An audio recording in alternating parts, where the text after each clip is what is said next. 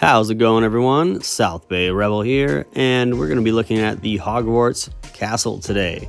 This is a neat set, and if you caught one of my previous videos I did on a Lego bulk find at the local thrift store, then you know that I picked this up unintentionally. It just happened to be in a bin with a bunch of other random Legos. That was a pretty neat video.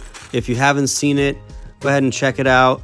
The other set that I found in that same bin from the thrift store was the Walt Disney 100-year anniversary camera set.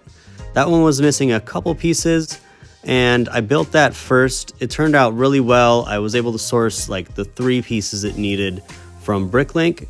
And so I wanted to see if this Hogwarts castle that I found a couple identifying pieces from was intact or close to intact as well.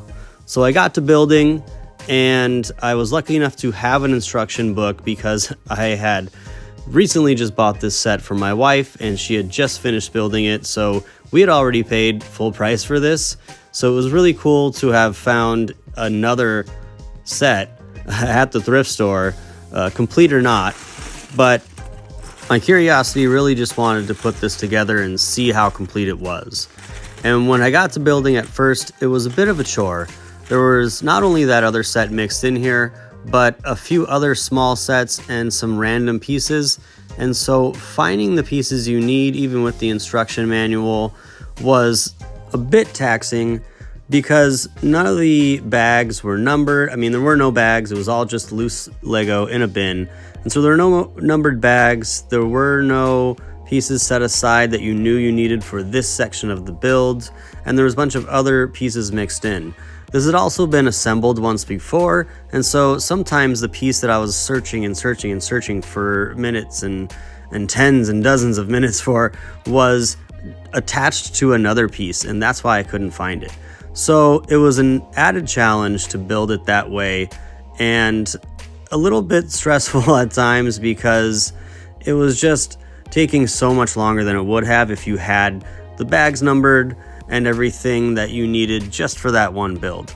But I like a good challenge, and I'm glad I followed through with it because the end result ended up being that it was a complete set, and it just made the find that much more incredible, especially when you consider what I paid for this set, or for that bin rather, at the thrift store. I think I paid about $18 or $19, and if you only considered the 2 sets that were in there, the Walt Disney camera and this set, that makes them about $9 each, which is incredible because that camera is a $100 set and this is a $170 set.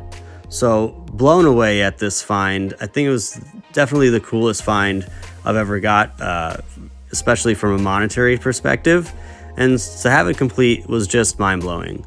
So we're taking a look at the finished product now, and it's a really neat set, I've got to say. And I saw it in person just before this because my wife built it, and I was really just so impressed by this one. Starting off with some of the finer details, these are around the back and side of the build.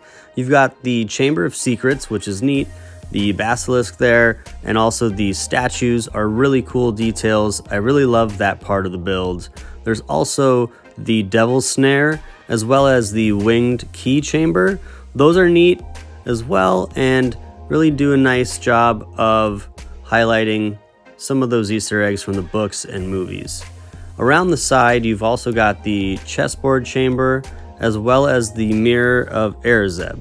And just to the right of that, you're going to see the potions room, and it really does a good job of highlighting a lot of the nice printed pieces, of which this build has a ton. Looking a little bit closer at the potions room, you can see those really nice printed pieces. You've got not only the potions on the shelves, but behind that, kind of recessed, are some window printed pieces. So just, again, tons of nice detail on this set everywhere you look, and it's a phenomenal build from start to finish. It's so nice to see Lego using more printed pieces and less stickers, and so I couldn't be happier about that. Now, it did come with one minifigure, and that is the Architect of Hogwarts. It's done in that gold, kind of like those special figures you've seen in some of the other sets. and it comes with a gold base as well. It does attach to the build in a couple places, and we'll touch on that a little later, but it's a decent figure, and he's holding a model of Hogwarts as well as a staff in his other hand. Now, looking at the build as a whole, it really paints a picture of the whole castle, and it does it in a great way. This is also a pretty good scale as far as the size of the build. It's not too big. You can definitely fit it on most shelves.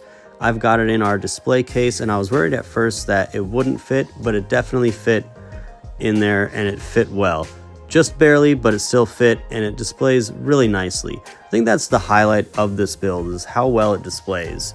You can tell from a mile away that this is the Hogwarts Castle. It couldn't be mistaken for anything else, and they did a really nice job of the type of piece usage here and how they were able to allow you to sculpt all the different parts of the castle. You've got the stairs and the pathway down to the boathouse there.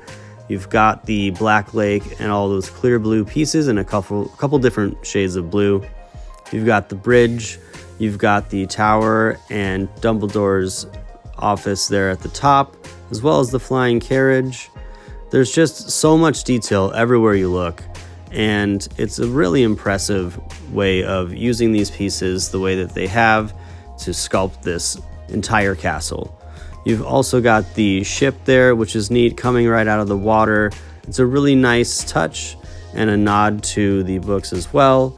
You've got the greenhouse. I like how they've used some of the crystal and ice cream pieces as foliage and trees. The carriage is definitely that. You can't mistake it for anything else.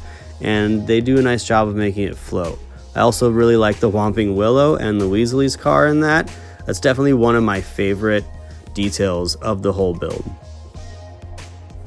Everywhere you look as you pan around the castle, there's something new and interesting to see. And again, just tons and tons of printed pieces for windows, for doors, for clock towers. Everywhere you look, there's nice printed pieces, and I was fortunate enough to have all of them in that bulk Lego find from the thrift store.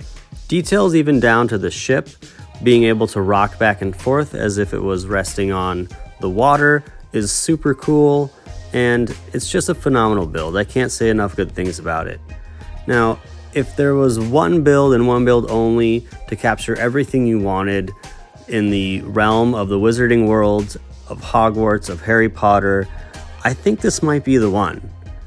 It displays really nicely. It's the perfect size. It's not too big. You can still fit it on a shelf. It has that unmistakable silhouette to it. It's definitely Hogwarts. You can't mistake it for anything else. It's just a great build. There's a lot of tiny pieces. I think there's 2,600 plus in this set, and so many of them are really small to get that detailed sculpting, and it was a little monotonous of a build, but the end result is definitely worth the time that you put into it. I had a little bit harder of a time putting it together, considering it was all just mixed in this bin with a bunch of other stuff, and so my experience might be worse than most people who just buy it and have it in the numbered bags brand new. But if you can get this set, I highly recommend picking it up. Now, the retail on this is $170 if you look at Lego's website and most other retailers, but I feel like this is a set that will most definitely be on sale at some point. It's still relatively new, so the fact that I found it from the thrift store and paid about $8 for it, $9 for it, is insane. I definitely don't need two, since we did already buy one, my wife and I. And I'll probably be trying to sell this one to my local bricks and minifig store, or maybe to a friend. I don't know yet. So if you're into Lego, the Wizarding World, anything Harry Potter related, and you don't know which set to get, I think this is the one end-all be-all set for you. And I would highly recommend picking it up. Well, that's going to do it for this video. I hope you enjoyed it. Look forward to more on the channel. If you're not subscribed already, hit that subscribe button. And until the next time, I will catch you all on the flip side.